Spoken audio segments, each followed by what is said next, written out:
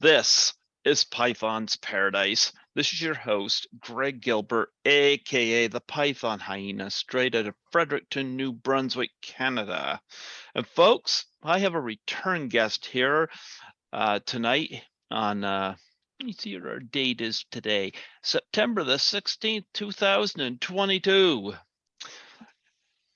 So I'm almost forgetting what day it is, but yeah, it is Friday. Okay. It is Friday. Well, when you work a job that where you work any day at all and you don't necessarily have your weekends off, your days kind of run together, you know? There you go. Yeah. Not that I'm complaining. Yeah, not that I'm complaining. I'm fine. But nonetheless, folks, we had him on last year to talk about the Texas Chainsaw Massacre fan film, Sawyer Massacre. And folks, we have him back. The director himself, Steve Merlo. How do you do, Steve? Doing great.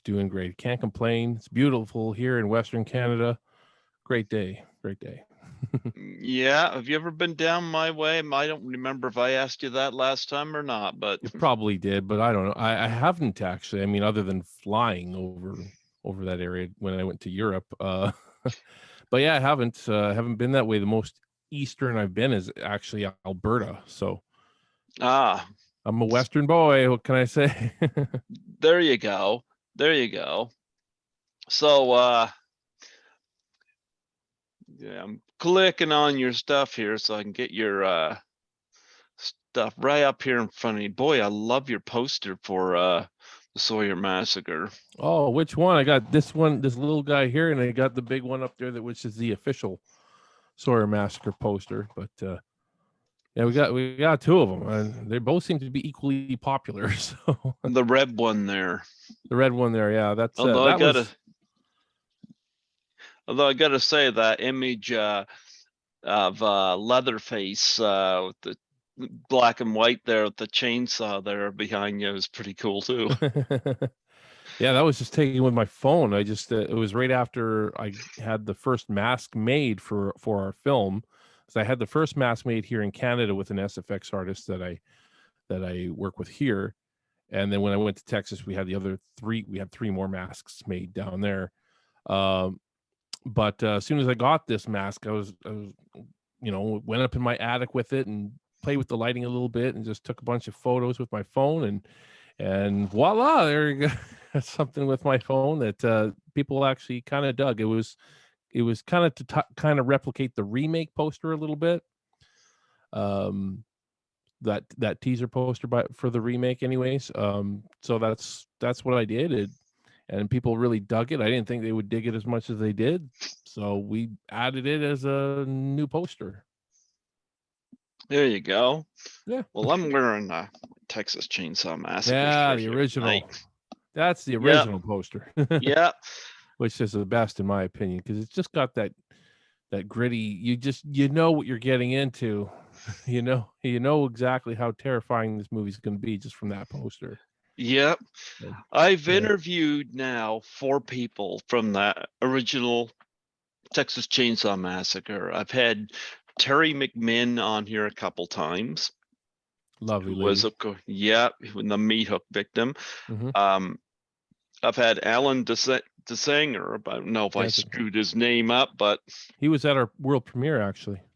Yeah, great to meet him in person. Yep, I had him on. I had John Dugan on, who is Grandpa, of course, and I've had Ed Gwynn, the truck driver. Oh, the truck driver at the end. Very cool. Now, I've tried to get others on here. Haven't had much luck. Ed Neal, this... I don't know about Ed Neal. He's a tough cookie. He's a tough cookie to find, but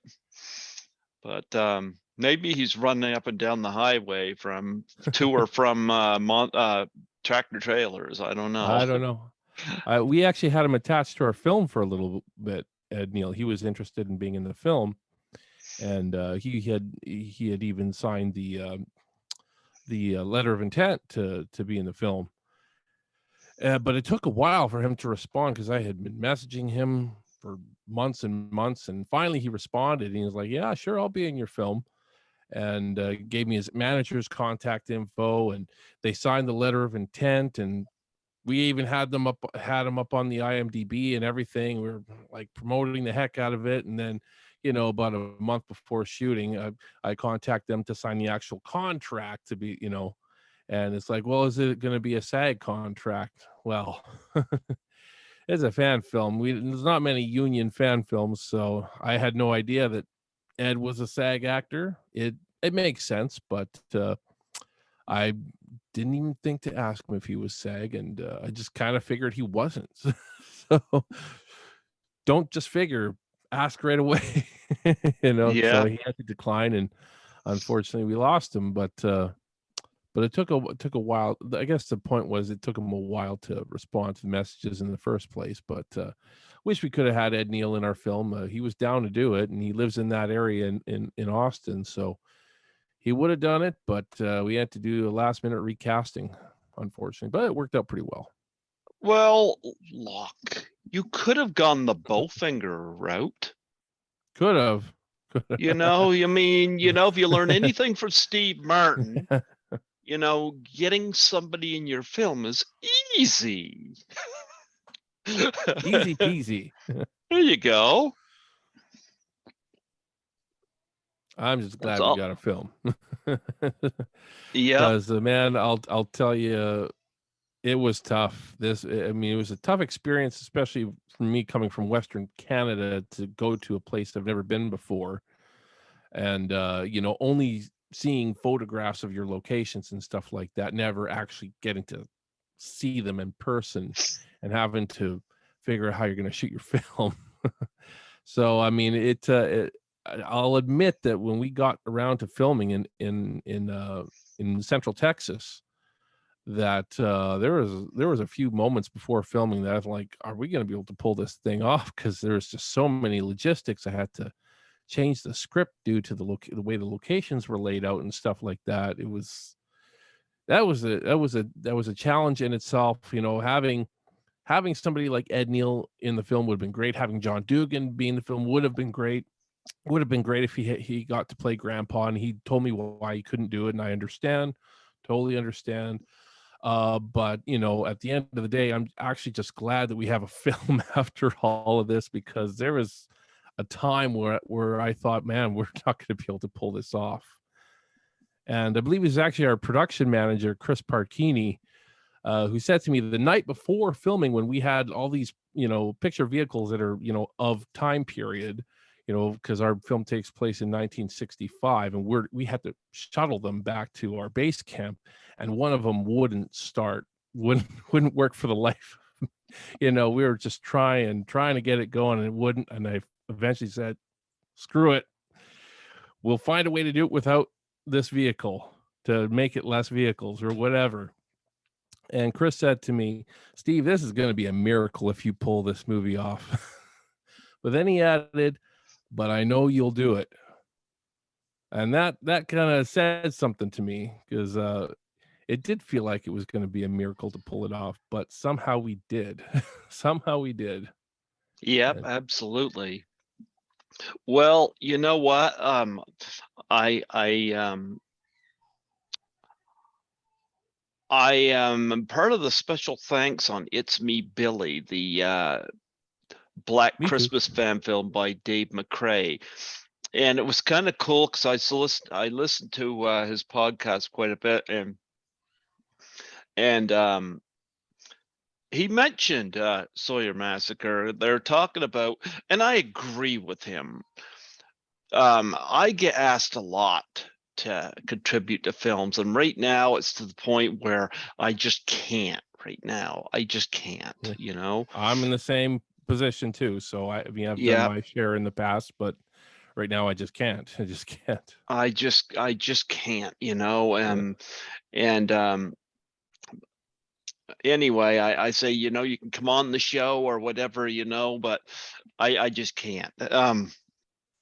Financially, it's just too difficult for me to do it. But But nonetheless, I remember he was talking about people who make fan films that look like they were shot in your backyard, and I've seen more than enough of those than I need to see. Me too. Yeah. And then you get stuff like Never Hike Alone, which was fantastic. It's Me, Billy, which was fantastic. And I haven't seen Sawyer Massacre, but I tell you, when Dave McCrae gives you a mention, it's like, oh my, I interviewed him last year. It's like Sawyer Massacre must go be really good if Dave McCrae gives you a nod. I hope it's really good. He hasn't seen it yet either, so I mean, he's probably going off of our trailer and you know maybe what like he was on my show a little over a year ago, and we talked briefly about it. It was mostly we were talking about It's Me, Billy, but we talked briefly about the Sawyer Massacre and so I mean he's probably had some interest and he's probably seen the trailer and all that stuff and you know he knows that I went to Texas to do it, which is I mean something even the studios aren't doing now, you know. So uh you know it's tough for a guy like me from Western Canada to go shoot in Texas. Not easy at all. The logistics alone are just nuts. I feel like I was crazy to do it actually, but I had to. I just You something mean inside me said I had to. you mean you weren't going to shoot in British Columbia and just say, "Oh my goodness, how everything has just grown here in Texas." All these mountains in Texas all of a sudden, you know. You Wow. know, and I've had a few people say to me, "Why didn't you shoot in Alberta? There's a lot of flat areas, and you know, it looks pretty. It looks like it could match Texas, which you know, it could. Fair to say, it could.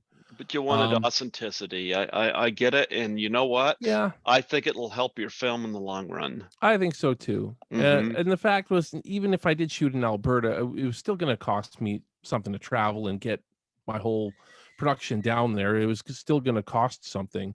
It was still going to cost money. So I figured if it's going to cost money, may as well go big with it. Is basically what Hmm. I said. If that's what it takes, may as well go all the way to Texas. And I'll admit there was a selfish part of me that wanted to go to Texas, you know, that to wanted to be there. I'd never been there before. I've been to Alberta before. There's nothing special about it.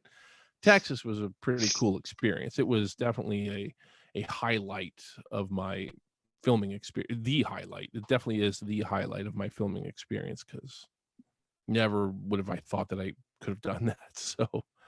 So here we are. Well, you mentioned Alan was at the premiere. Who all was at the premiere from the original film? Just Alan. He was the only one, and our production. I guess our production manager is quite the. He's a great guy. He's good at making connections. Hmm. He's done very and somehow he made a connection with Alan. And you know, he had given me Alan's contact info Hmm. and stuff months ago, and I invited Alan down to the premiere. And you know, Alan at first was like, "Oh, I'm not sure. We'll see if I can make it." And then I would contact him again and no answer. So I'm like, okay, I guess he's not coming. And same with Ed Neal. I invited Ed Neal and a couple other people. I think I invited. I think I invited Terry McMinn, but I don't think she lives in that area though. So I think that was same with John Dugan. I think John Dugan lives in Tennessee or something. Hmm. But you know, uh, like 2 days before the premiere, Chris says to me, "Oh, by the way, I'm bringing Alan Danziger to the premiere. He's going to be my plus one." I'm like, "Oh, you're kidding me!"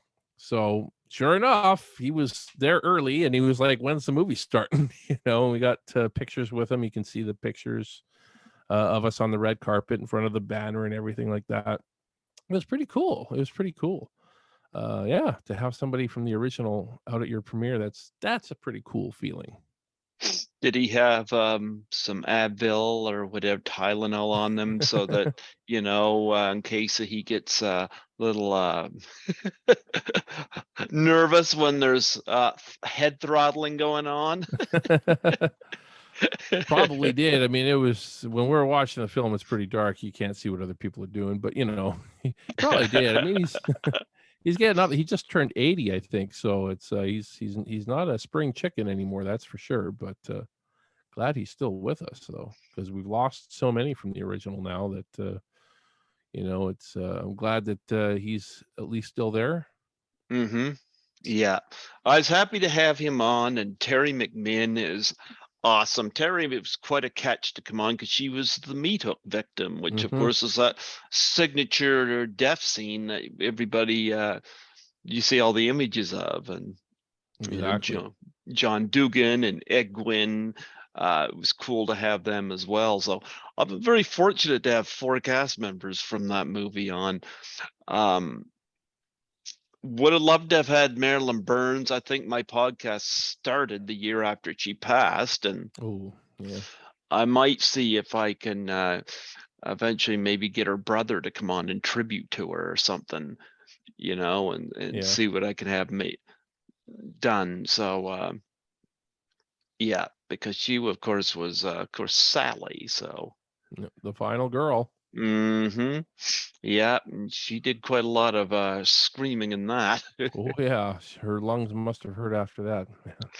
Yeah, but we've lost her. We've lost, of course, Gunnar Hansen, Yeah. and Toby Hooper is gone, and so yeah.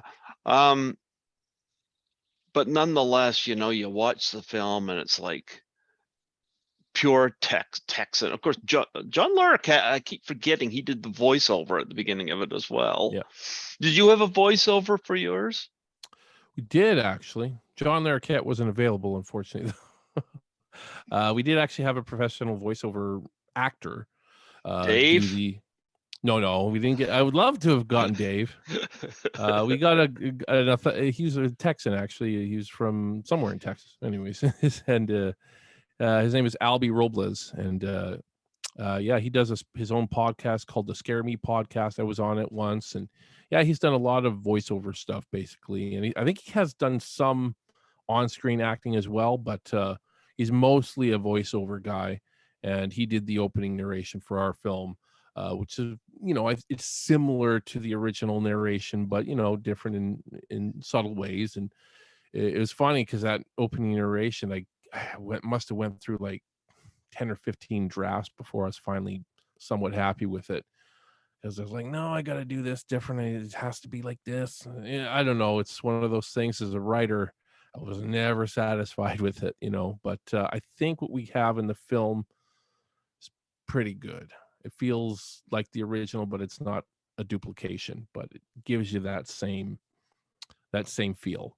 Hopefully, that was the Yeah. goal, anyways. Any armadillos on the road? No, we saw. I mean, we did see lots of roadkill. Particularly when we were shooting in the small town called Bartlett.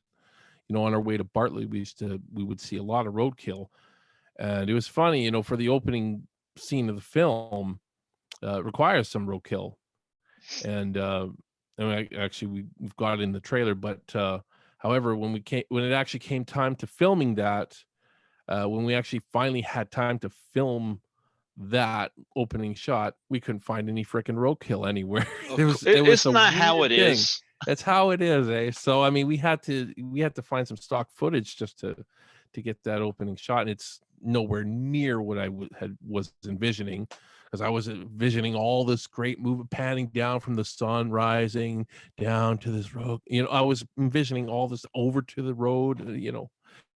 But we had to settle with what we had, and that's kind of how it works, I guess, when you're on a limited time of shooting. It's just you don't have all the time in the world to get everything, and sometimes you got to settle. And there was definitely a few instances where I had to settle, for sure. And there's definitely a few shots that I'm like, geez, I wish we could have shot it more like this, or and we didn't get this shot that I wanted. We got this instead, but this is really what I wanted. But things had to change because the locations didn't really match what we needed, and we just didn't have the time to get all these really cinematic types of shots that I wanted to get. We got a couple good cinematic type shots, but not a lot of the ones that I really wanted. But beggars can't be choosers. When you shoot a feature film in 9 days, you're gonna have to make some compromises. That's for sure. So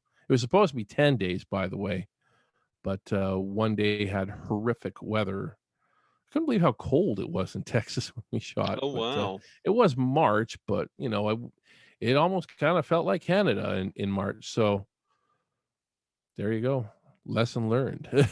There you go, there you go. Well, talk about the feeling of going to that premiere and seeing your film for the first time, what is that feeling like for you? Well, it's very scary at first because it's hard to take off the rose-colored glasses sometimes and, what are other how are other people gonna see this film? Are they gonna get all the nuances that I had in the film? Are they gonna get especially some of the nuances that don't quite execute as well as I would like them to because we just didn't have, uh, what we what I wanted? uh, Basically to shoot some of this stuff, and is it too subtle? And I start questioning certain things, but I mean, there was some feedback, on certain little things in the film, but overall, the overall reception was that it was pretty good. So, I mean, I guess I shouldn't be so hard on myself because sometimes I look at it and I'm like, geez, man, I really wish I could have done this instead. Um, but they don't know that. That's the thing is the audience doesn't know what I was really going for. So they even though they might not get some of the little nuances, that I really wanted to capture, they don't know that, and they just see a good film, and the story is there. You do have a story that feels complete. It's a little more character focused than maybe some people would expect for a Texas Chainsaw Massacre film. It's very character driven. Um, But I wanted that. I wanted that because I'm tired of seeing, horror movies where the characters are so predictable and you cheer when they die, and, I didn't wanna make a movie like that, and, I think I achieved that. I think I did achieve that, but it might feel like a slow burn to some people. Modern audiences, I get it, the 20-year-olds have a shorter attention span than say somebody my age or your age or even older but I like the slower burns. I like to have Yep. some character development. I like to, you know, see how the character development actually works into the plot of the film. And I don't know, it might be too deep for some people, but I think, from what I saw, most people really enjoyed it. So I'm trying not to worry about that too much. I'm trying not to worry about too much. It is what it is. I wanted to make something more character focused, and I did. You said nuance 2 or 3 times. You've been hanging out with Dave McCrae a He lot. does use that word a bit. I was waiting for, what is it? What an atmosphere, Mood and atmosphere. mood and atmosphere. I Yeah. was waiting for that one too. Hey, man, I watch the show a lot too, but, Yeah, I mean, I do get what he says what I'm he's saying when trying he to says get a him lot of on that here stuff. too. I Yeah, get it, one day, you'll get it. Yeah, yeah. But, He's a busy guy. He's a busy and now he's working on part 2 of the I've Teen I've Belly, got the so I've got the first one here, and I'm so hoping that he can make the Olivia Hussey, connection.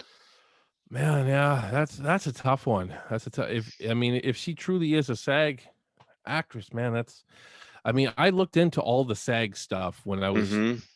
pre-production for Sawyer Massacre because we wanted to make it I did actually want to make it union, but how expensive it would have been for us to make it a union film with everything that's involved with it. It just didn't make sense. It was just gonna cost way too much money. Uh, it's I would have loved to, but, and maybe he can, I mean, Dave's in the position, he doesn't have a huge cast. I mean, he has a huge crew though. I mean, when you have a lot of people, everybody has to get paid union wages. That's the thing, Mhm. but he could possibly do it. It's a lot of paperwork. I mean, it's pages and pages of computer work, but paperwork, whatever you want to call it now these days. But it's doable. I mean, if he raises the money, it's Yeah. definitely doable.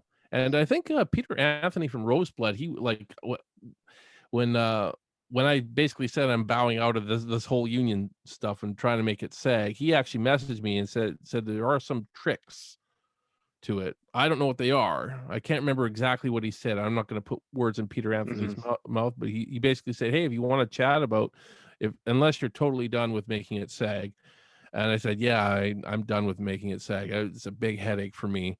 But I'm kind of interested now on what he knows about that, what kind of little loopholes there are. But because I don't know, I don't know. I know you have to be union. That's all I know. I had him So on here too. you had Peter Anthony? Yeah, I he's a great guy. Yep. I've never met him in person, but he's been very, very supportive of our film, and he's an associate producer on the film, and so I mean that's it's people like Peter Anthony that really make this horror community really work, because he's really supporting all the other filmmakers. It's some people look at it as a competition. Like I remember a while ago, I was networking with people, and this one guy said, "Hey, that looks great to fan film or whatever you're making," and yeah, I asked him to just share it. And he's like, "No, I can't do it because I'm getting involved with another Texas Chainsaw Massacre fan film, and that would be, competition, and I don't want to promote the competition." I get it, but at the same time, I think that's kind of silly. We're all indie filmmakers. We're all trying to make Yeah. something great. We're not in competition. I'm not, I want to see other great Texas Chainsaw Massacre fan films. I'm always like first in line to see them when they hit the internet. I just saw a new one today. It's only like 6 minutes long, but it looks really well shot, and there's some good gore effects and stuff in it. I just wish it had more story to it. That's all. It was just a 6 minute short, basically. Had some great acting too, but but that's what I'm talking about. I mean, we can't look at it as a competition. It's not a competition. We're all No. indie filmmakers, and we just want to get our art shown. Hmm. So I didn't really get that mentality, and unfortunately you're never going to change everybody's mentality as far as that goes, but I'm always there to support other filmmakers, other indie filmmakers, anything they're doing. So anybody that wants me to share something of theirs, I'm always willing to share. I'll share it. Share the trailer, share the Indiegogo if you got one, whatever you got, Hmm. because I love the indie horror community. It's awesome. Yep, absolutely. It's funny you mentioned slow burn, like I can't stand the attention span of today's viewers either. I had people say you should cut your interviews down into segments, blah blah blah. Because I mean, I had Paul M. Salmon on earlier. I'd say, yeah, it was last month.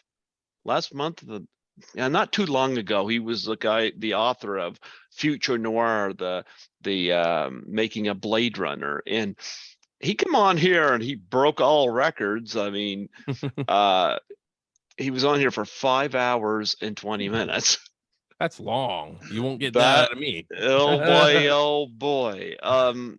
And he warned me about that, and I was like, wow. And I mean, I thought Craig Muckler was a record with 4 hours and 8 minutes from Microwave Massacre, but I usually just let the guests go and let them talk. And I know people that listen to these in their car going to work, but when I hear people say, the attention span of today's generation, I say, screw that.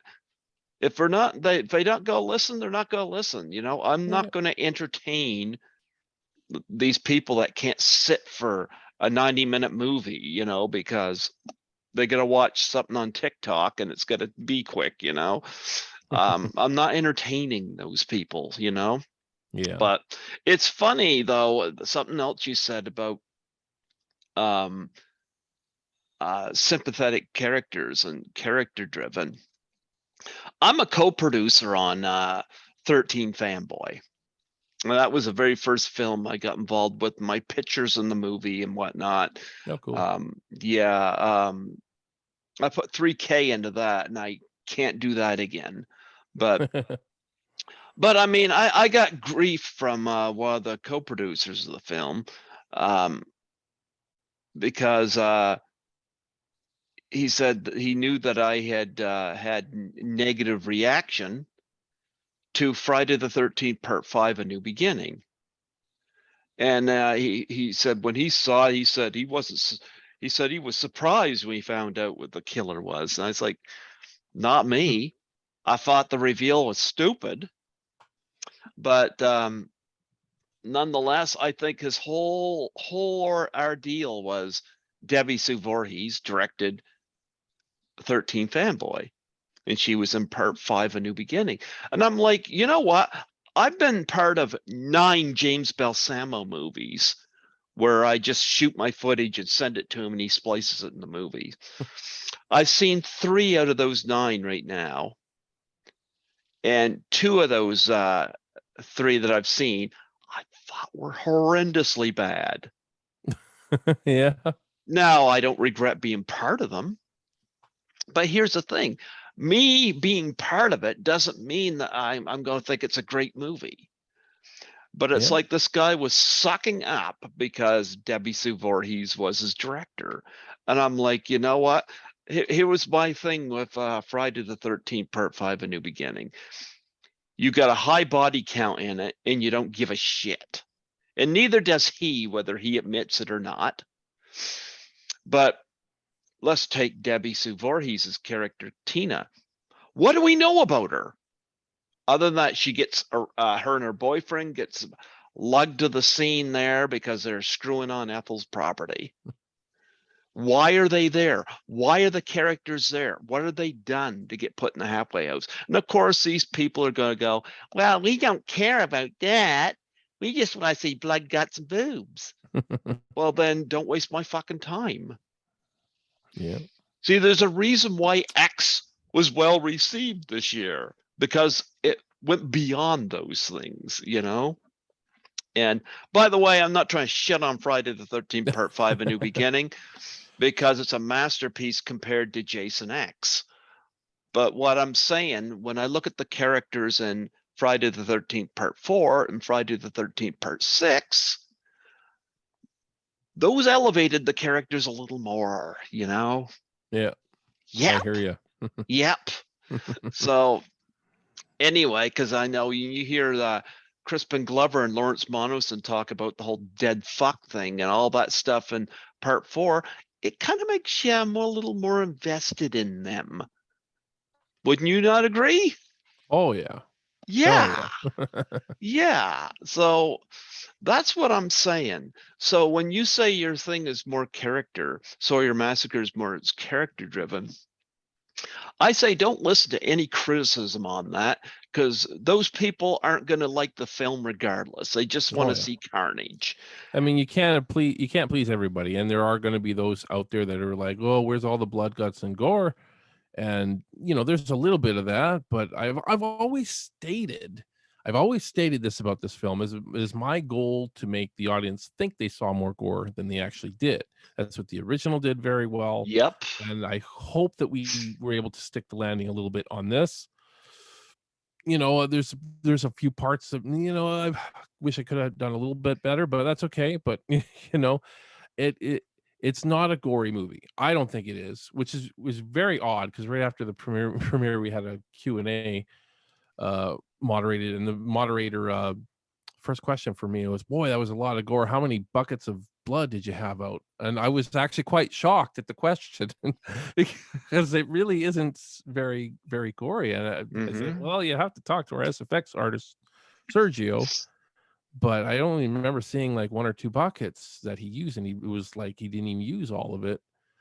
And it was for a lot of the stuff that he was rigging. It was nothing super gory. It was just for some splatter and stuff like that Mm-hmm. more than anything else. So I mean, I was really shocked at that question after the premiere, but maybe that means it worked. I don't know. Maybe it Yeah.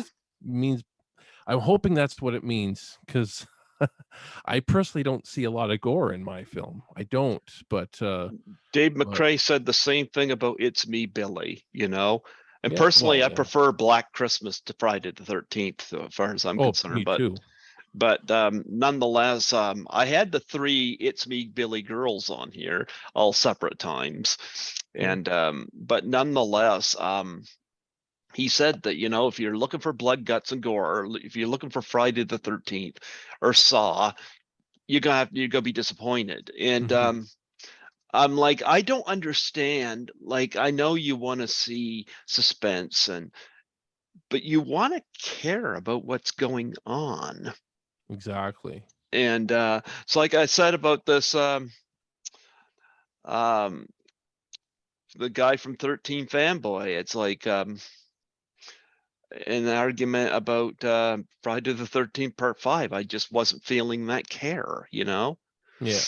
But I mean, I could say that about a number of the Friday films, you know, Oh especially the yeah. later ones, but but Hey, they are what they are, you know. I mean, it's Jason X, I just didn't give a shit about, period. So I mean, that's the worst one as far as I'm concerned. It's like I think I got more appreciation for life than just walk into a movie and say, "Can't wait to see people die," yeah. you know? But unfortunately, you know, a lot of I don't even know if it's just modern audiences, but it seems like there is a huge audience for just straight up gore movies, you know, and that's okay. I mean, it is what it is. Again, I'm not making movies for those people. So if anybody's expecting me to make those kinds of movies, uh, I'm not making. I I'm a writer first and foremost. I Mm-hmm. started out writing. I never really intended to become a director, and you know it just got to the point where people were telling me you should direct, and so I once I started doing it, I really enjoyed doing it. So and I really enjoyed learning more about doing it every time I do it. So that's why I got into directing. You know, it's but at first and foremost I was a writer, and I just wanted to write good character stories, you know, good Mm-hmm. it's, you know, where the characters actually mean something to the plot, where the Yeah. two go hand in hand. It's not just, you know, these characters are the way they are because they're the way they are. They have something to do with the plot overall. You know, so and I think sometimes movies will do that. They'll write a character a certain way, but it won't really tie into the plot. You know, they'll have some sort of arc for them that doesn't actually tie to the plot at all, and that kind of I like that you're trying to do character development, but you know, make it work with the plot at the same time. You know, make it actually have make sense with the plot. And I think sometimes that is where some movies miss a little bit for me. But at least they're trying. At least they're trying. Whereas you know, just so many of these horror movies are just give me blood, give me. They're very very focused on the plot, which is I mean, come on, let's be honest. The plots to these films are not really complex for the most No. part. For the typical horror movie, it's not a complex thing. So I mean, it's really just about blood and guts. And I Well, don't know. even the original Texas Chainsaw Massacre, the characters are very, very one note, but at least you know you can you're not cheering about the Mhm. carnage. That's the thing, you know. and So, and here's something I want to say to that. They I think it's easy to say that they're one note. mm-hmm. I think they're subtly they're they seem like they're one note, although they have more layers to them than you see on the surface. You know, they feel like real people at the end of Yep, the day, and yep. they do have those little things to them that you can, if you pay attention, you can see certain things about these characters. You know, you do get little things about certain characters, especially Franklin. I mean, I know a lot of people don't Franklin, like yes. Franklin. Uh, I mean, it's very strange that way, is because Franklin really comes across as the protagonist of the film for the first half of the movie, and Mm-hmm. then he gets killed, and then all of a sudden it's Sally. You know, it's kind of funny that way, but it works. Mm-hmm. It's kind of risky. You know, it's kind of a risk to do that in a film. You think about that as a storytelling perspective. You know, a lot of Hollywood directors would say, "Don't do that. You can never, you can never have somebody who's clearly your protagonist through the first half of the film and kill them off, and all of a sudden this person's the protagonist." Um, so I mean, that would be considered very, very risky, but I think it Hitchcock did works it. beautifully. Hey, yeah, but back in those days, you could. It's Yeah. like there was. Now it seems like there's formula. It's so formulaic, especially like really in Hollywood. It's so formulaic. They go off a formula, and this works. This works. This works. This works. Let's do that. And I don't know. I personally don't like that because where's the heart and the feel in that, you know? And sometimes it will work, but other times it won't because I think a perfect example was the new Texas Chainsaw Massacre that came out this year. I It didn't essentially see it. was yeah, well, I, I don't know. I mean, some people liked it. I mean, again, if you're going for the blood and the guts, you'll probably like it. You'll probably love it. But I mean, it, that's all I can say. yeah, I didn't see It's it. not the worst one in the franchise. I'll say that it's not the worst. Which But one's the worst one? for me, Yeah, because I if you haven't want, seen them all. for me, I gotta say Texas Chainsaw 3D, the 3D one. Um, I found really nothing enjoyable about that film. I could not. I don't know. Alexandra Daddario I found enjoyable. If you find her attractive, I mean, I don't know. She doesn't do a lot for me. She's okay. Oh, she's gorgeous. I don't know. I don't. She's okay. She's not my favorite. I mean, her acting was. I don't know. She could use some acting. I mean, her screams were very. I don't know. But the other girl, I think, was worse in that movie. But anyways, I mean, it's just we've seen the same tropes over and over again. You know, characters tripping over their own feet, and Mhm. anyways, I mean, it's endless. The plot was just ridiculous. And I wanted to at least be able to laugh at the movie, but I just couldn't find it funny. I mean, I was found it sad. At least with Yeah, it's kind Next of weird. Generation, at Yeah. least with Next Generation, I found myself able to laugh at it. At least this new one, it was kind of it was shorter, so maybe that helped, but it really went fast. So it was a fast moving movie, so it kind of makes it enjoyable in that regards where it just, but some of the stuff that happens in this new Texas Chainsaw Massacre is just so ridiculous. It's pretty bad. But yeah, I'd have to it's close between 3D and the one that came after that, Leatherface, for the worst for me. Those two to me will always be the worst in the franchise. But I know a lot of people will still say Next Generation is the worst in the franchise. And don't get me wrong, it's bad. I think those are a little bit worse though. I don't know. I think maybe Matthew McConaughey makes Next Generation just gets it over that edge a little bit for me because he was entertaining. He was entertaining in Next Generation. I think that's probably the only reason why it's not as bad for me. Probably. I don't know. They're all bad. I don't know. I don't know. Oh man. Texas Chainsaw Massacre's had some bad movies in the franchise. The 3D one, I'm gonna say this. I never understood the time frame thing A lot of people have, because yeah, I don't know. they messed up there, because They did. They did. it's clear Alexandria Daddario was not the age that I think they Yeah. just completely forgot about that because Well, everybody else certainly caught it, but they shit the bed on the time frame on that. they did. And personally, it's not good, but at the same time, there's worse things about that movie than the time frame. That seems to be the one thing people nitpick the most, though. And I just think there's so many worse things about it. The acting, the dialogue, some of the plot stuff. Like it always bothers me that they pick up that hitchhiker who's pretty shady right from the get go. This guy seems kind of shady, and then when they get to the property, this multi-million dollar mansion, they just leave him there. Like, I just don't get what you would be thinking to leave this guy you've never met before, who comes across pretty shady, and you're gonna let him stay in this multi-million dollar mansion. No, he's not going to do anything, right? He's not going to steal any of the expensive. It's just that kind of stuff really bothers me when I see that kind of stuff in movies. It's just it makes me not like the characters. I mean, when you make stupid decisions like that, it's I want to see characters make good decisions and still die. But but then at least when they die, you feel something for them. And I don't know, that's I think stuff like that drives me nuts when you're screaming at the screen, don't do it, don't do it, but they do it anyways, it's I don't know. You want a surprise. You should go check out Barbarian, because that film, just when you think you know where it's going, it swerve balls you.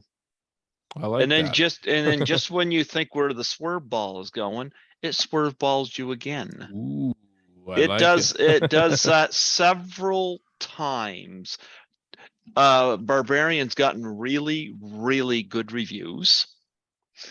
And going into it, I'd seen maybe a trailer or two, but I come out of the theater like, oh my goodness, this was terrific. I gotta see it now. Now Go I know. see Barbarian, because it's not Hmm. what you think what you think you're going to get is not what you're going to get. And I within the hope first, so. and within no, it's not hope so. It's It is. yes. Because within that first act, you're going to think you're going somewhere, and then it's go somewhere else totally. And then just when you think you caught on to where it's going from that someplace, something swerves it again. Interesting. Yep. Now I'll say this, sometimes that can backfire too, but, it depends on how the story is executed.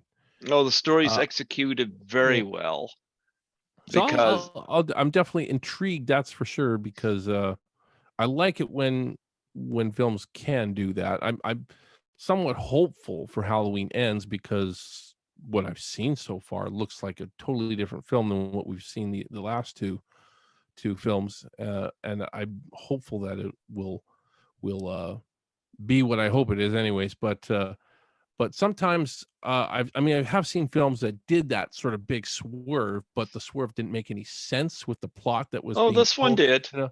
So, as long as it makes sense, Go as long see as you don't go Barbarian, back and watch man. the beginning and say, "Well, that doesn't make sense with the swerve that happens, later on," continuity is gonna be is always huge when you're doing that. So, I mean, Like it's all in the writing. It's with all in the writing. Barbarian, you got Georgina Campbell, and you got Bill Skarsgård. You're introduced to them, and this is what you see in the trailer, are just these two individuals. But then they're going to introduce Justin Long. Then they're going to introduce Richard Brake, and it's the way they're introduced that is actually really interesting. Hmm, I gotta And check it out. what when they're introduced at a point where it's kind of like, wow, I didn't quite see this coming. And I actually landed an interview from Barbarian that I'm going to have come on Oh, wow. my show next week, so I'm really excited about that, because That's awesome. yeah, but yeah, check out Barbarian. We should mention the fact that 2022 has been really good for horror films. Stop and think about it. I went and saw X 4 times in the theater. 4 times, wow. Yeah, I loved X. X was great. I mean, the new Scream wasn't too bad, but what we got introduced to Jenna Ortega. I'm going to tell you something for Scream 5, as I'm going to call it. Fuck this whole calling it Scream 5. Um, Everybody talks about, Nev Campbell, Courtney Cox, and David Arquette. Then you introduce Jenna Ortega, and she is pretty much the talk of the film. And I never heard of her until Scream 5. And then she was in Studio 666 and then X. And it's like, holy cow, she is a revelation. She's wonderful. And like I said, I saw X 4 times, and it was like Boogie Nights crossed with Texas Chainsaw Massacre. Loved X. I also look at this. Oh, look who come in. Look who come in. It's Skittles. You got a kitty? No, I don't. We've been talking about getting one for a little while, but haven't. We're probably. I think we'll wait until my son gets a little bit older. He's only 10 months old, and There you go. maybe when he's a couple years old, we'll look at getting another cat, because it's last cat I had died in 2015. So it's been enough years. I think could use another kitty around the house. Yeah, when he comes around here, I always got to stick him on camera because I got to embarrass my kitty. Kitty's like, does he have treats? Does he have treats? Leatherface has treats. That Leatherface has treats. He probably makes those Oh things. yeah, But yeah. nonetheless, we had X. We had Black Phone come out this year. I haven't seen that. The whole Black Phone was really good, really good. And we had because we got Halloween Ends coming up, which I'm hoping is going to be really good. Me too. I'm going to go see Pearl this week. Oh, is that out already? Holy Oh crap. yeah, Okay. that's the Seems like I was just prequel hearing about it. Yeah, to X, to right? X. Yeah.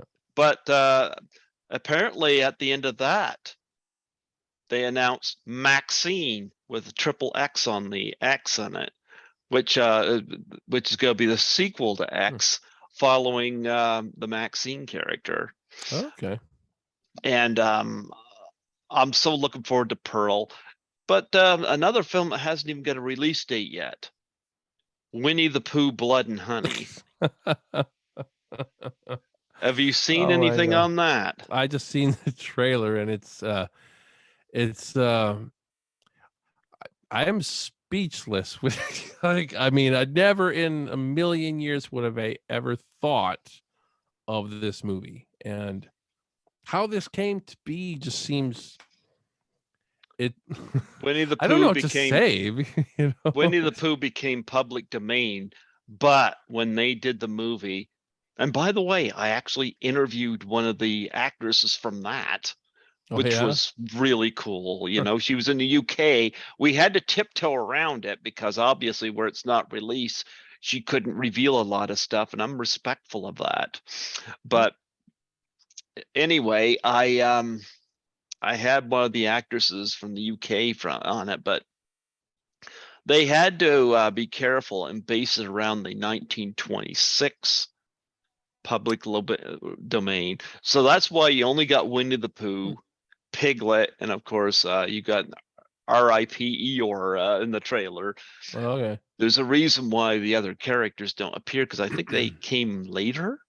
Okay. But I'm kind of like digging that concept. It's Huh? warped, it's messed up, but I'm like, Oh yeah. okay, I'm digging it. But 2022 has been very good for horror films. We've had some that missed. The Invitation, I'm sorry, I'll take Ready or Not over that. You know, I think it was did the same plot better. Bodies, Bodies, Bodies. Interesting, but I think the part of the point of it is the characters were extremely annoying. But I think that's part of the point. But Hmm. I've seen worse. But we've had some good stuff this year. But yeah, so hopefully maybe horror films will start to up the quality. I hope so. I hope Yeah, so. because Yeah. this year's been very, very good. Very, very good. But what's up next for you now that you've got Sawyer Massacre done?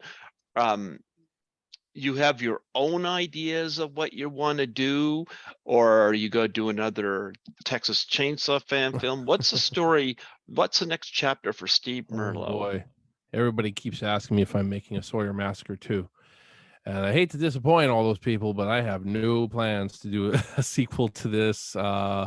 No plans for any other fan films. I have so many scripts on my computer that I'd really like to get started on some of them. I think the next one I'm going to do, depending on budget, because I do feel like the budget for this would have to be fairly high.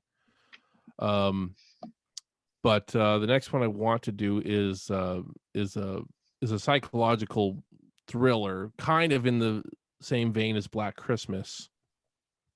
I'm heavily inspired by Black Christmas, by the way. I don't Love know if I Black Christmas. it's my number 2 after Chainsaw as far as horror films go. So I want to gear more that way. Uh, I did do a short film version on it that you can even see on my YouTube, but I was never satisfied with the short film version because I was trying to cram a lot into a 12-minute film, and I think the point of the movie was kind of missed by a good portion of the audience. A lot of the audience didn't get the short film because it was really crammed in there.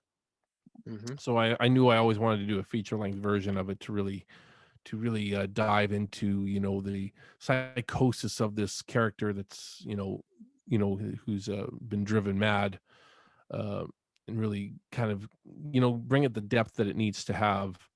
Um, so some people like the short. I mean, the short it was well shot.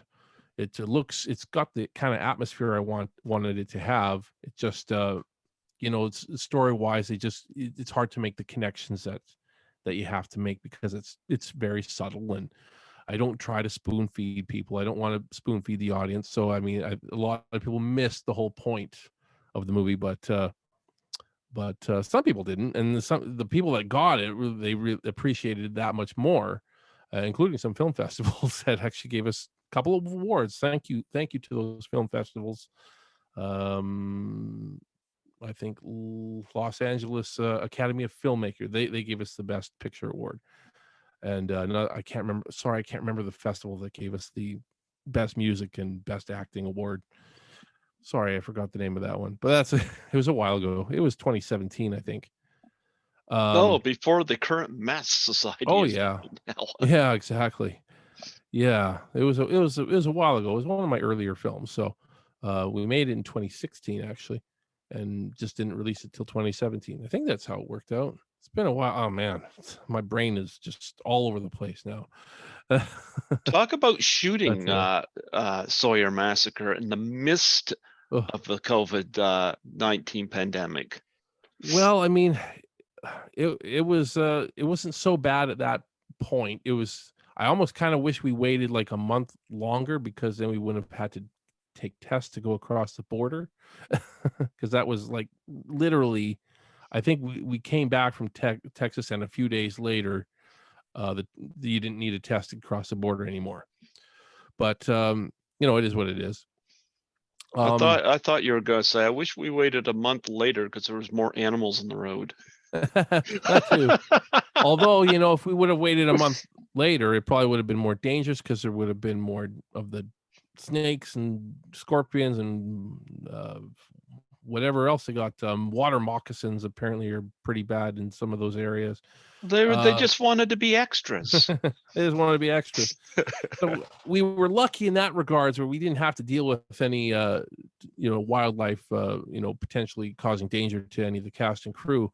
We were always very mindful of that, though. We made sure we had safety meetings at the beginning of every day. Just be mindful. We're out in the sticks, and there could be snakes, there could be scorpions, they could be there, but they weren't. We didn't see any. And in fact, one of our executive producers who actually came on set because he was actually supposed to play Leatherface for a kill in the movie, and he Hmm. ended up rejecting it because he wanted to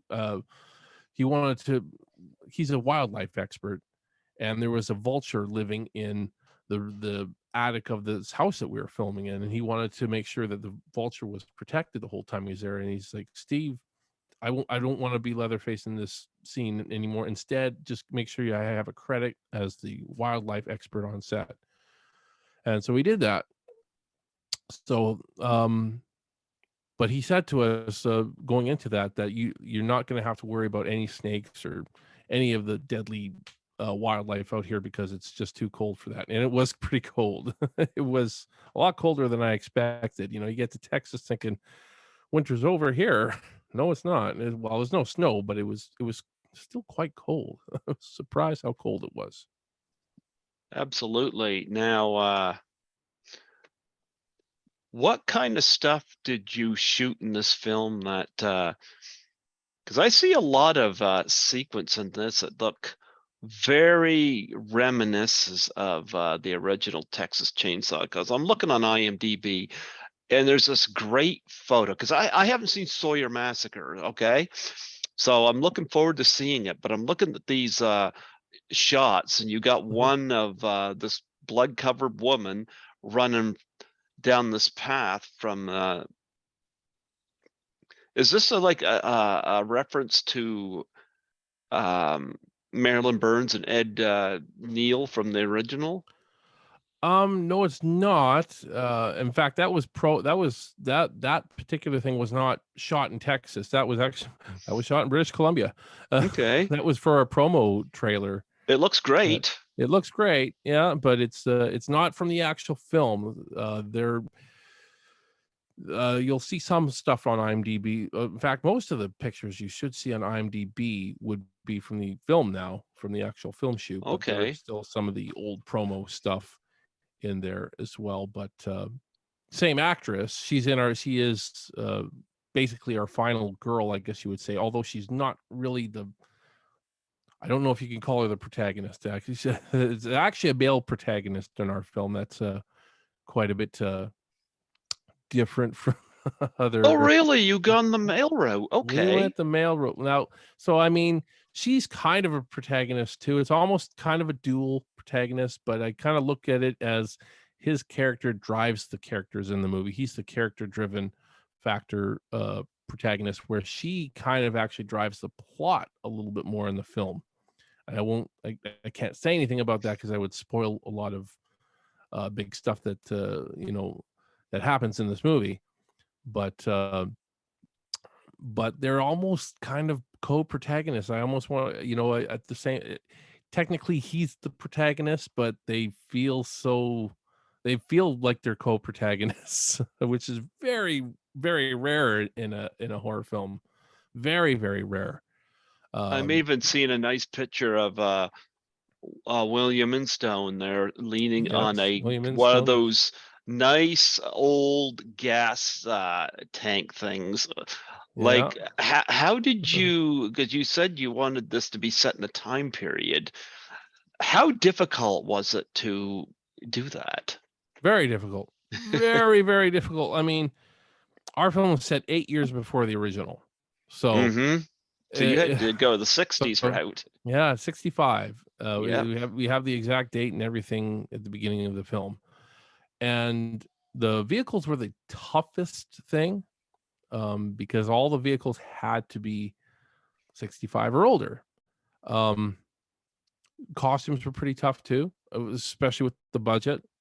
But thankfully, we were pretty resourceful on that.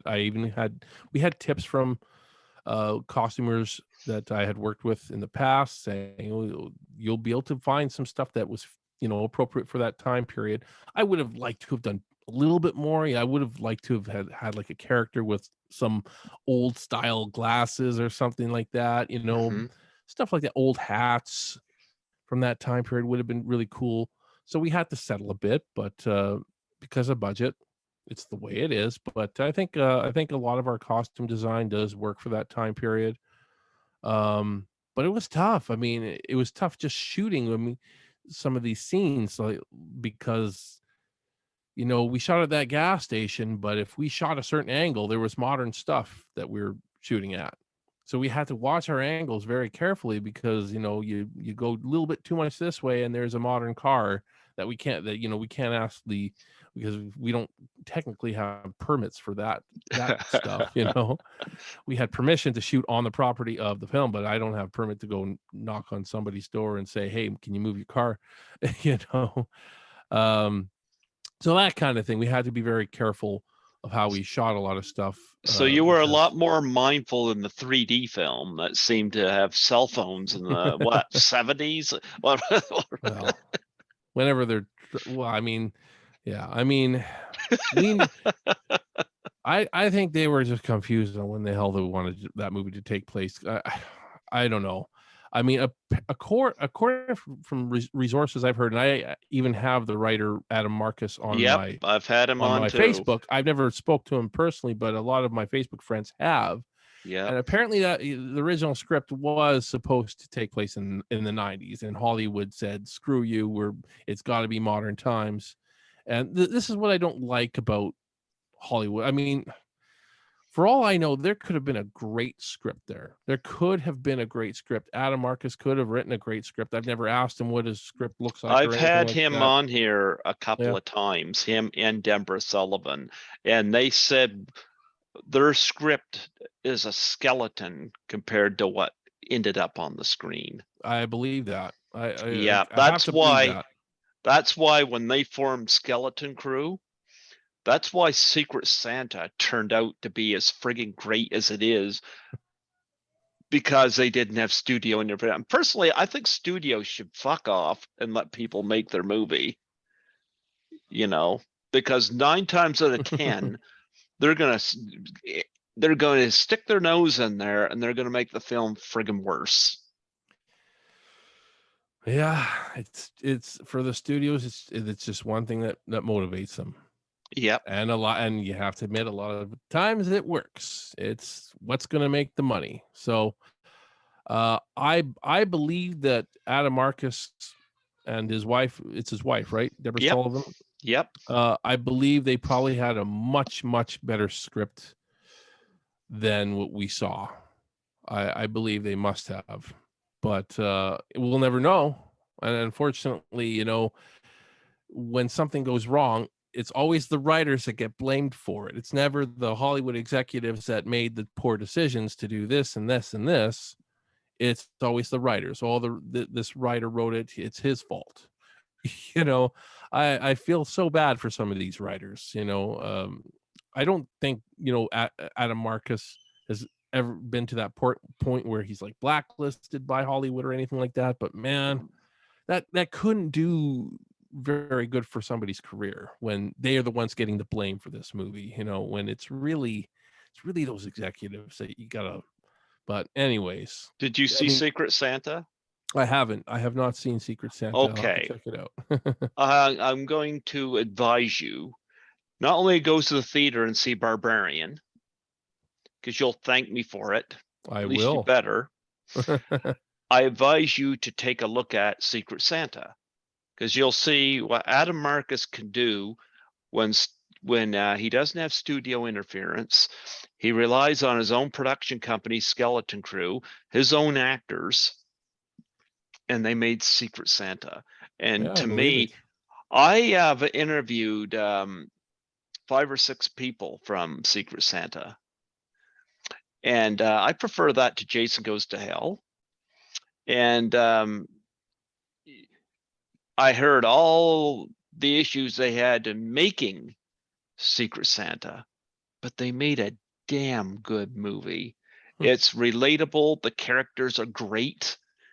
You're not waiting for people to die, Yeah, And to top it off, I can't wait to see what Adam Marcus and his production company does next.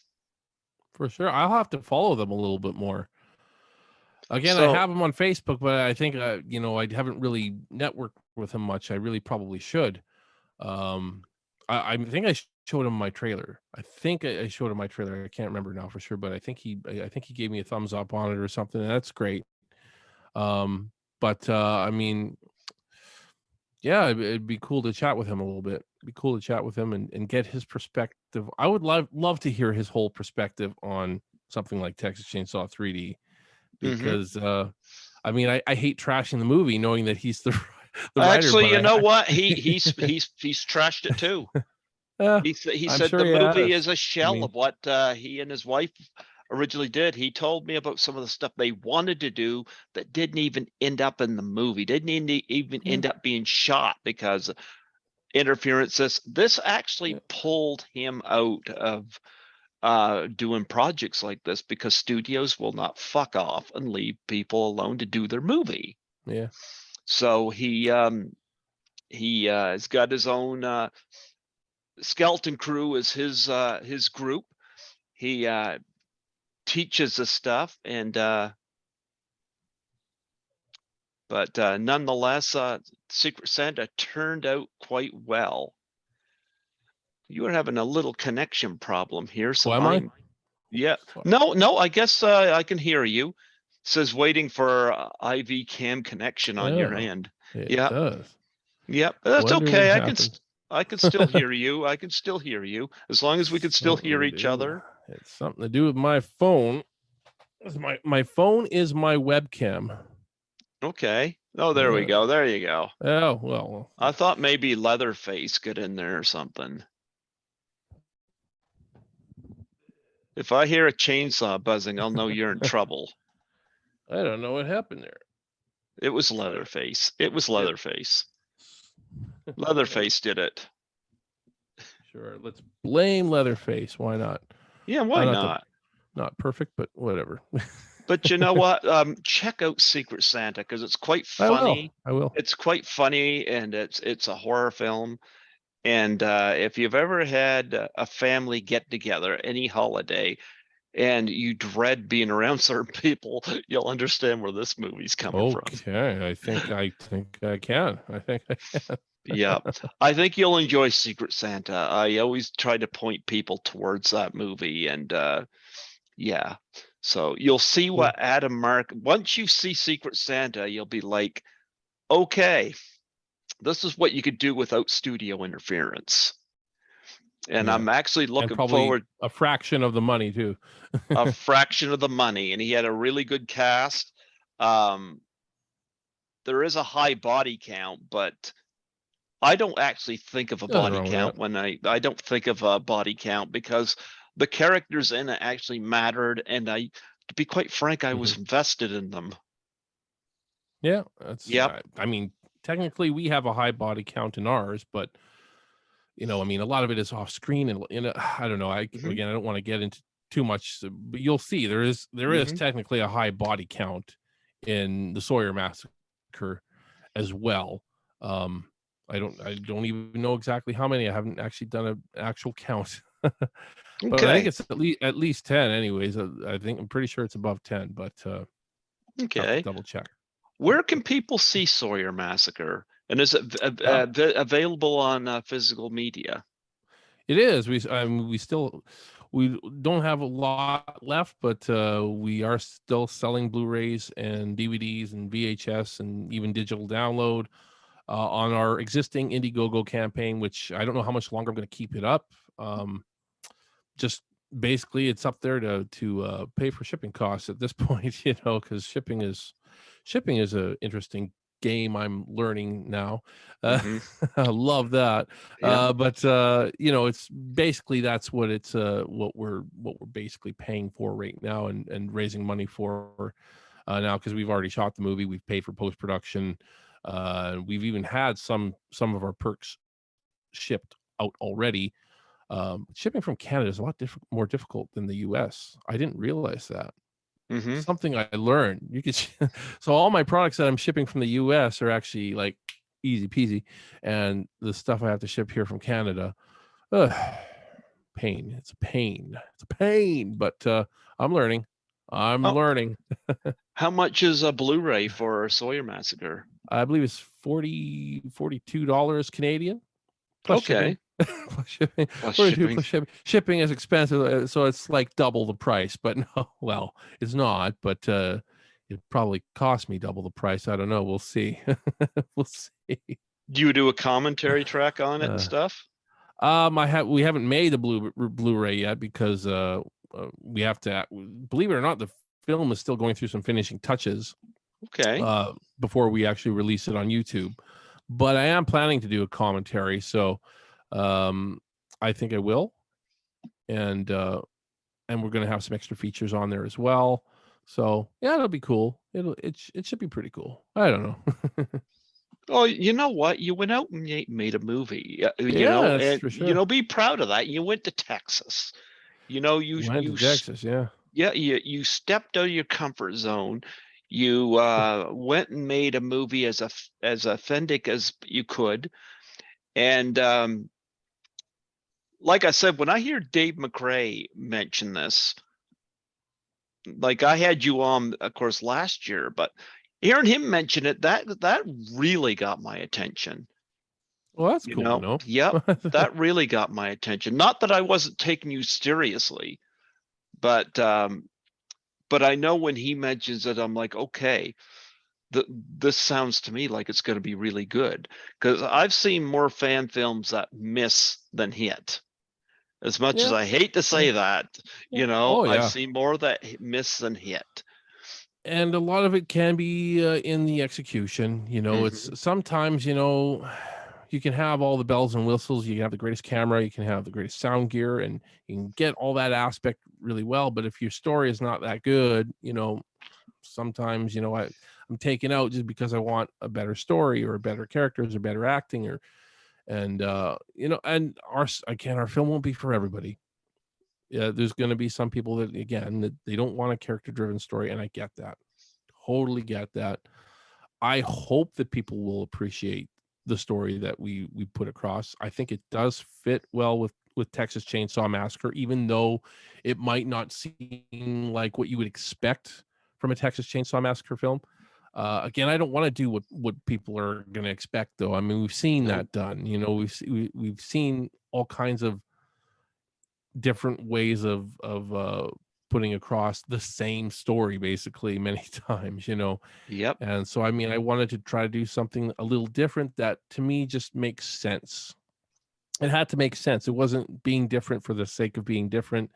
It had to be, this actually fits with the Sawyer family.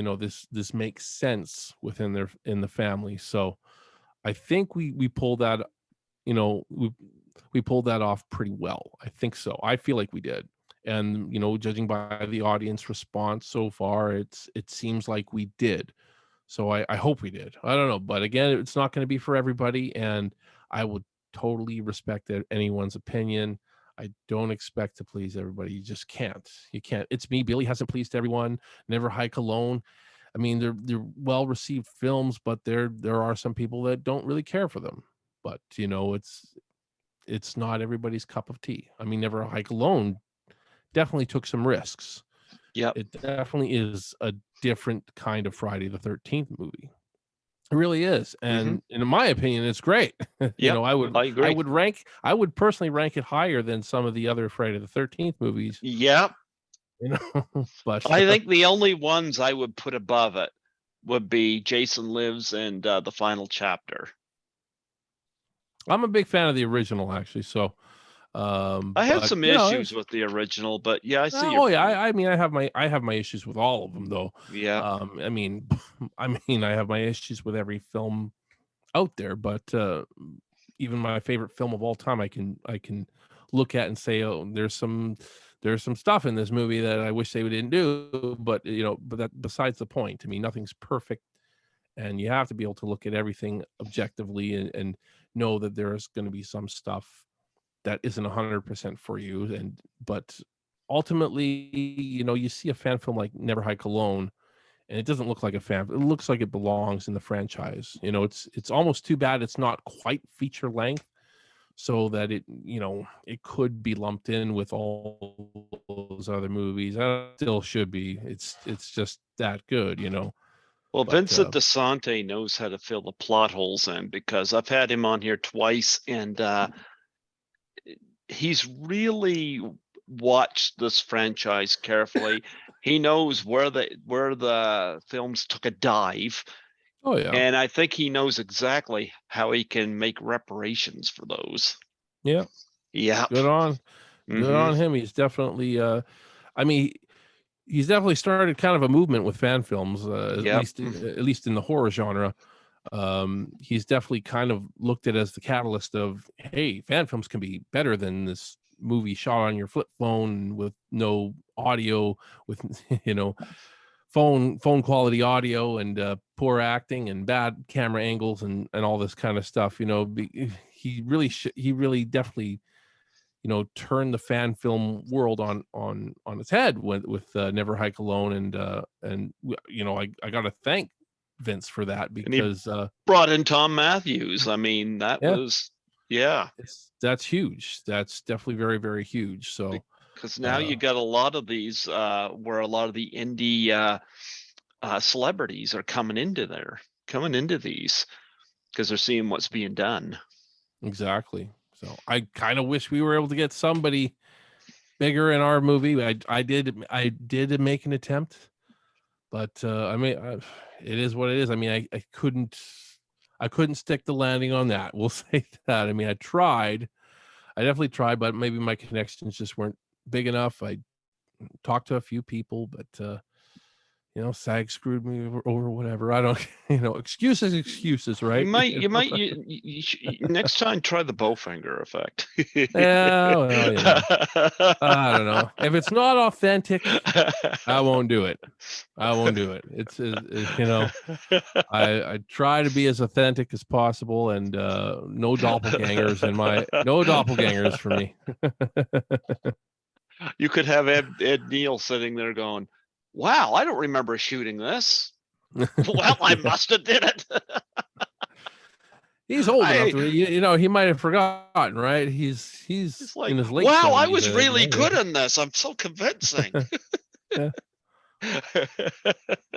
But anyways, I mean, I'm just glad we have a film. At the end of the I'm day, I'm glad you I'm get a really film happy we too. have a film. I'm happy we have a film that came out better than I actually thought it was going to. I'll That's say what, that. yep, that's an 'Cause achievement in itself. yeah, it really is. It's not a perfect movie by any means. There are some flaws, and you'll see them. And some people won't see some of the flaws, but yeah, I don't know. Maybe I'm just hard on myself. I don't know. There's a few things I'm like, oh, I wish we did Yeah, but this, you know but what? There's things that you can correct when you like everything's a learning process. oh, definitely, yeah, Your next film will be even yeah, better, yeah, because you'll jump yeah, those hurdles in your next film. definitely. I mean, I'll say this. I mean, I learned more about being a director on the Sawyer Massacre than I have on any other projects I've done in the past. Um, so I mean, that is an achievement for me in itself. Whether the movie came out great or not, the fact that I learned as much as I learned during this process feels great. I feel like it was worth all the time and effort just to have learned as much as I have, and I hope to keep learning. That's all I can say. I hope I learn even more on the next film. There you Uh, go. Advice to all filmmakers out there: just keep learning. I think some just don't. I think some of them don't too. I mean, there's a lot of wannabe filmmakers out there too. Yep. I say it. I hate to say it, and that they think they can do it, and they won't listen to people. And I'm not going to mention any names. There was a certain Halloween fan film that was going around for a little. I don't know if you know Yeah, about it. I Okay. think I know which Uh, one you're talking about. but man, oh man, I wish I had never met this person. I'll say I that. I'll leave it at that. I think I know who you're Uh, talking about.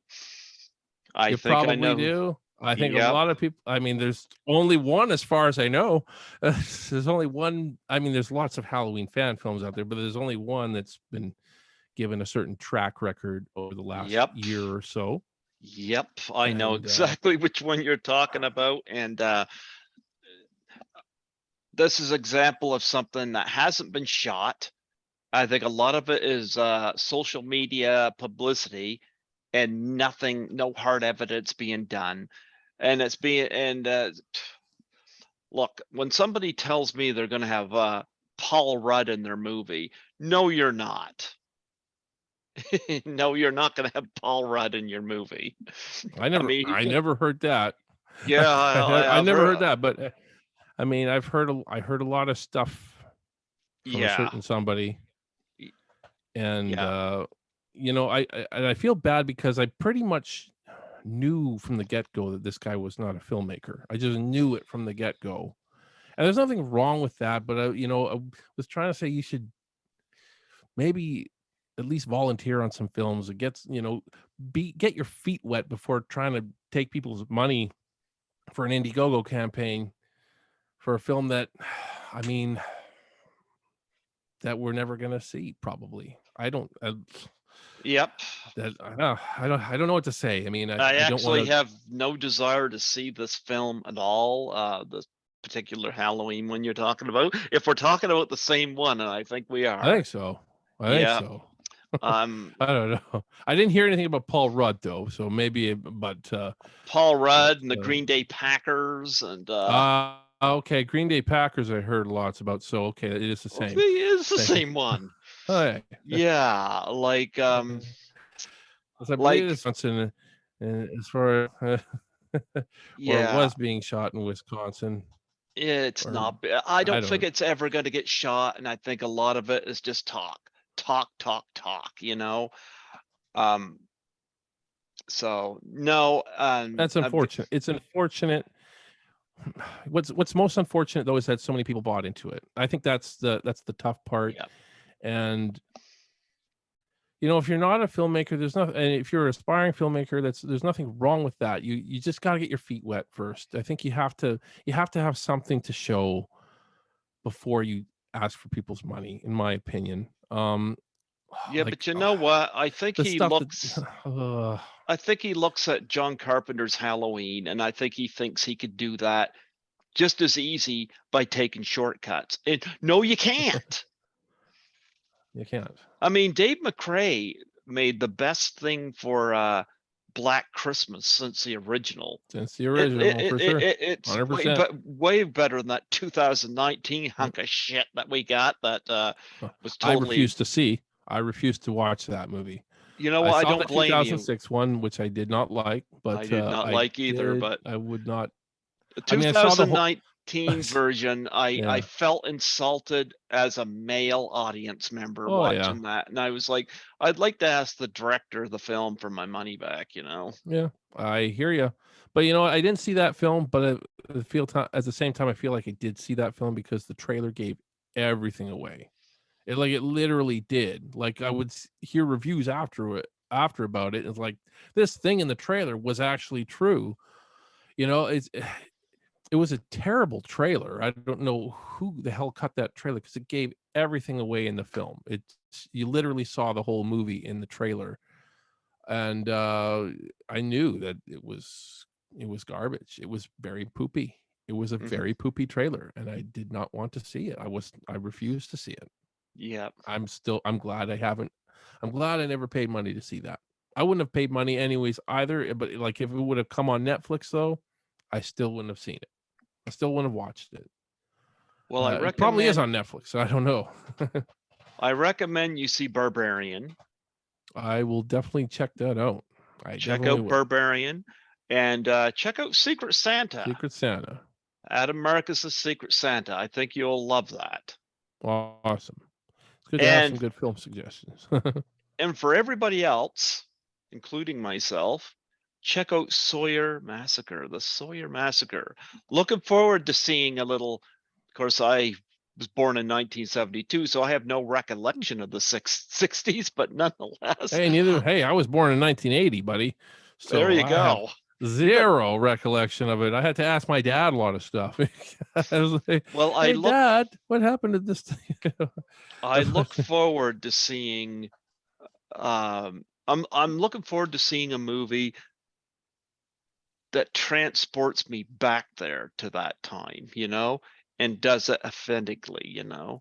Well, I hope we did a good job. That was the toughest part, taking it back to that time period, and I think we did a good job for an indie film. I mean, there's Hmm. definitely some Hollywood. I mean, there's Hollywood films that didn't do it very well, but there's been some Hollywood films that did do it very well. That took you back, and you actually felt like this was the 1970s or the 1960s or whenever the hell it takes place.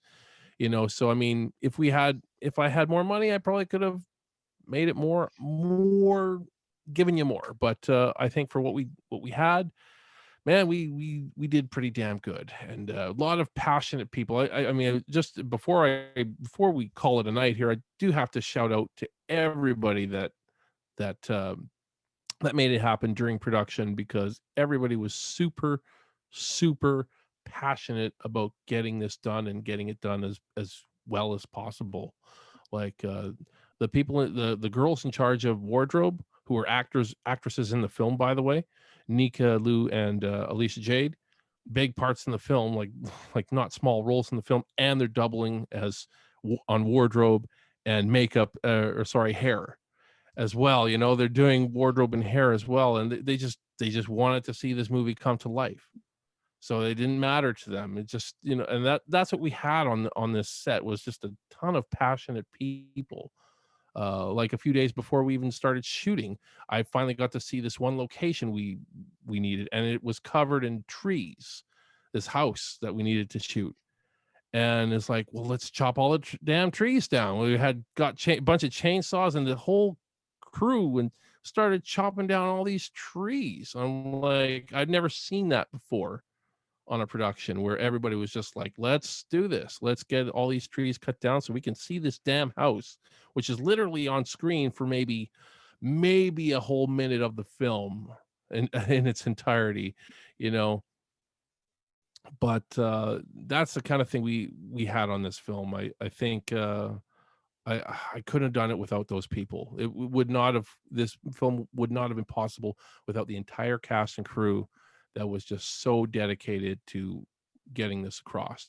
Amazing people. I hope to work with every single one of them again. They're so awesome. Do you ever get to do the conventions where you get to promote this further? Haven't yet. I hope to, though. I There hope you to. I go. haven't yet, but I definitely hope to. There I you go. don't even hope to. I definitely will. I definitely will do it because I want to. I want to Yep, meet. I want to meet the fans. I want to interact with people, and I hope I can get some of the cast out there and stuff like that. You know, it's because it's great. absolutely. Well, you know what, Steve? It was wonderful having you come back on here. Best of luck to your next project. I look forward to seeing what comes out of it. I look forward to seeing Thank the you. Sawyer Massacre, you know? So I appreciate the efforts you put into it. And I think it's takes a lot to make a movie. By the way, are the Green Day Packers in your movie? There's no Green Day Packers in my movie, and I had to get that last groan. oh boy, Yeah, all I can say is, I don't know but if you ever did. You ever have any like conversations with this person? yeah, all Oh, you bad. did, eh? Oh my god, the stuff he used to say. It Well, just I'll tell you one thing. I used to be a big wrestling fan. This guy knows sweet fuck all about wrestling. well, I know sweet fuck all about wrestling either, but you know, Yep. I won't. I definitely won't pretend that I do. No, Mm-hmm. you know. But like he would message me over the dumbest shit. Like he was talking about, for instance, about the divide, fans dividing about Halloween ends. He said this could affect the horror community. I'm like, I don't care. It doesn't affect me any. I'm glad you got such little time so you could worry about this stuff. I don't care. Let it divide them. And it actually did divide people, you know? So, It does. It does. yeah. You know. I mean, if people aren't grown up enough to you know, just have disagreements over certain things and not and let bygones be bygones. You know, there are going to be people on the internet that want to fight with you over a disagreement, you know, and that's too bad, but it's the way it is. Well, It's the way it is. Is it this really guy would present dividing the stuff. horror community? Yeah. Well, this guy would present stuff to me, like the whole Paul Rudd thing, for example. This is a guy that was just in Ant-Man, played Ant-Man, Paul Rudd. You're not going to get him with an Indiegogo campaign. I'm sorry. You Not know, with raising the kind of money that I mean, again, you have to make it a SAG film. If you think Paul Rudd is not a SAG actor, you better think again. And jumping through the hoops of SAG and hearing what the amount of people involved in his film and the shooting sketch, it would not in a million years. And not Not only in a that, million years. guys like Rob Mahoney and Amy Crabtree were sent, Yeah. and even Scotty McCoy was sent cease and desist from supposed lawyers. And Rob Mahoney and Scotty McCoy were, and even Amy Crabtree were laughing because there was Oh, it's laughable. misspellings and this and that. He Yeah. said this was not sent by an actual lawyer. Yeah. It's unbelievable. So Uh, I was I heard asked, about that though. I heard about the cease and desist letters, and yep, that's absolutely ridiculous. Cease and yep. desist for what? What are I don't get it. I don't know. But it's not the only bad thing that's happened in the last while in the indie horror community. I I guess this one I kind of feel bad about because I I felt bad about that situation because I feel like I should have told people earlier that this guy doesn't know what the hell he's doing. Because I could feel it right from the get go. Watching the trailer he had for the movie, hearing him talk. Where's your production insurance? What production insurance? You know. Anyways, all this kind of stuff, and I just wanted to shout to everybody, get away from this guy, and I didn't, because I didn't want to cause a rift between anybody else that I was good friends with in the horror community that were really supporting him at the time, and Mhm. and ended up not, because they eventually realized what the real deal was. But Yeah. I part of me feels like I should have stepped up, and I feel a little bit guilty. I'll be You honest. I don't feel like need I to. should have. Don't I feel should have. guilty. I knew it as a because you know what, a lot of those people you mentioned, they're promoters. They're not actual filmmakers, and Mhm. they know that, but they don't know the stuff that I know as somebody who's been in the indie filmmaking industry and who's done it enough that they wouldn't know this stuff, that they wouldn't know certain things that I know from talking to them. Mhm. Well, they've all taught, and this guy sure talked up a good game. Oh He yeah. sure talked it up. Oh, this will be so great. We got this. Paul Rudd, Green Bay Packers. He talked a lot. Oh yeah. Well, this is pretty good. Like, this is going to be a really, really good film. And the way of, I don't do a good impression of him, but anyways. Somebody had pitched to me to have him on again, and I'm like, no. Oh, you had him on your show. Oh, I Yeah. had him on. Yes, I Oh did. God, I got to look for that one now. Hey, Oh I had him yeah. on my show too, and I was basically asked to have him on my show, and I didn't want to have him on my show, but I had him and on early, and I was supportive of him. I didn't put money towards it mm, because financially I just can't. But it was stuff that happened after, with messages I would get at work over the mm. dumbest shit. We got talking about wrestling, and I'm sorry, but I'm just going to say it. I think Ricky the Dragon Steamboat's a better wrestler than The Rock. Deal with it. Um, Well, when he was on my show, I'll say this, because this should have been a red flag to anybody. At the time, I was working on a film here in the town I live in. It was a Hallmark production. I was just working on it, you know, and I was mentioning that to him. Oh yeah, I'm working on this indie film, well, no, it's not indie film, a Hallmark film. And he says to me, "Oh, so that must have a budget of what, 30, $40,000?" And as soon as I heard that, I was like, "What?" Hallmark is I mean, maybe they don't make the best movies, but Hallmark is a big name. They don't make movies for 30, $40,000. They have actors that get 40,000 dollars a piece for being in, they at least get some big name actors and stuff like that. They had one guy, the guy from the Blacklist in it and everything, So I mean, this is $1 million movie. It's a bare minimum $1 million. It was actually a $2 million movie, but still, I mean, the fact that he thought that a Hallmark movie gets made for $30,000 to $40,000 tells me that this guy knows nothing about films. You don't make films for that. I didn't even make my film for that much when it came down to everything else that was involved. We had more than that on the Sawyer Massacre. mhm. you know, it just doesn't happen. So I mean, I mean, that was a huge red flag for me, but I don't know if, other people watching were thrown off by that, because I mean, I get it, you can make movies for cheap, but not those types of movies. Yeah. I mean, Well, I was small potatoes on the movie, and I still got thousands, made a few grand on that.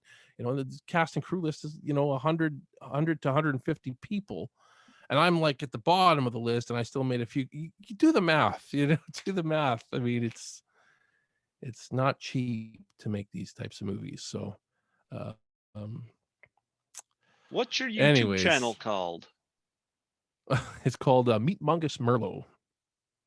I know it's Okay. weird naming. Weird. It was the name of a I band I was in a number of years ago. I was in a cover band, uh, very short time, but I always liked the name Meat Mungus. That was the name of the cover band, and so I just put that to my channel, Meat Mungus I've got Merlo. to look that up. I want to hear what your show is all about.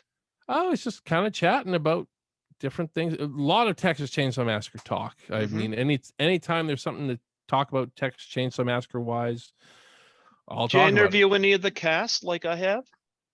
No, I mean, I've tried. I've interviewed people, but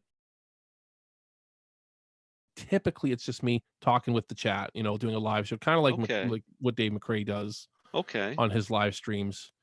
Kind of like that. Not Okay. as not as well done as his, I would say, but it's Don't kind of don't like that, don't and sharing my don't put thoughts your on certain don't things. put And yourself down, man. Don't put yourself down. You oh went no, it's out, you hey went hey man. look, you went out and you made a movie. You didn't just Oh yeah, you didn't just talk like certain unnamed yeah. people did. You went out and you made a movie. And obviously, it's getting some high praise.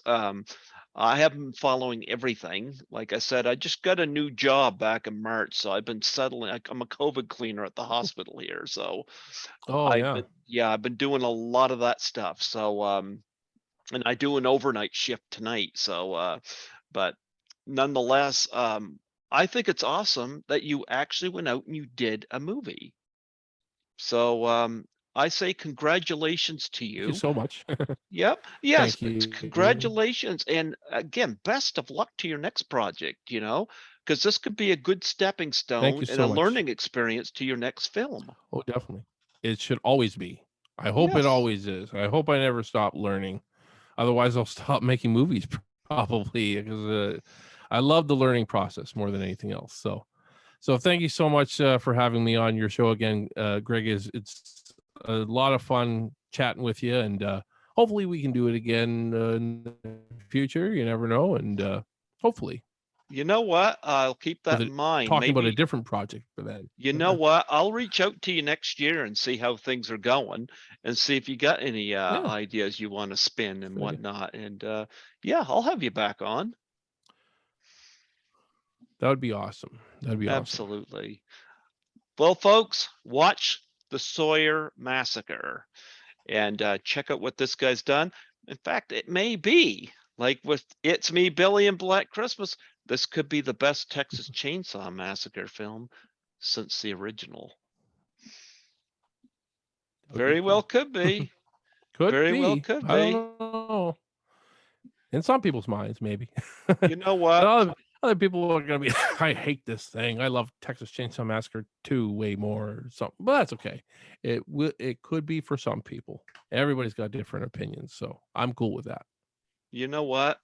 I look forward to seeing Sawyer Massacre myself. I want to see how you present the 60s. I hope you That do. will tell me a lot right there, you Yeah. know? Yep, yep. And like I said, if you take me back at that time, not that I lived it, then then I'll know you've done your job. Yeah. The Yep. thing I worry about the most about that is actually probably the lingo. Hmm. I had to it was I wish I had somebody to reference the lingo, but we were looking up certain catchphrases that were popular at that time. One of them actually surprised me. Uh, I thought it was more like a 70s, 80s type of uh, phrase, but no, it was made popular in the 60s. So it was like, okay, sure, let's use it. Because I actually questioned my actors when they were using this term. Can't even remember. Oh, it was dig it. Y'all can't dig it, this guy said. I thought that sounds kind of 70s, 80s to me. And we looked it up and like, no, that was like a 60s, that was very popular in the 60s. So it things like that really kind of caught me by surprise. And I'm like, I'm hoping it worked. So we'll see. Absolutely. Well, God bless you, Steve. Thank you so much for coming on here and Thank you so much for talking having about me. this. Yeah, absolutely, absolutely. I was running a little late tonight. My apologies on All that, good. but glad to have had you on here tonight. And yeah, we look forward to your next project. I do too. And yes, and folks, check out Meat Mungus Merlo. Is that what it's called? That's right. You got it Yeah, there we right. go. Check out that. I'm going to look that up on YouTube, you know? Absolutely, absolutely. Before I let you go, would you mind doing a plug for my show? Plug for your show? Yeah. How do just catch Just Greg just Gilbert on just Python's Paradise? I don't know. just say just state your name and that you're the director of the Sawyer Massacre, and so you're listening to Greg Gilbert on Python's Paradise. Okay. I think I can probably do that. There you go. Hi, y'all. I'm Steve Merlo, the director of the Sawyer Massacre, and you're watching Greg Gilbert on Python's Paradise. Is that Absolutely, okay? folks. Absolutely. It was great. It was great. Folks, check out Sawyer Massacre. God bless you, Steve. Thank you God so bless you. much, and have the best of luck on your next project. Thank you. Have a good night. You take care. You too. Bye bye.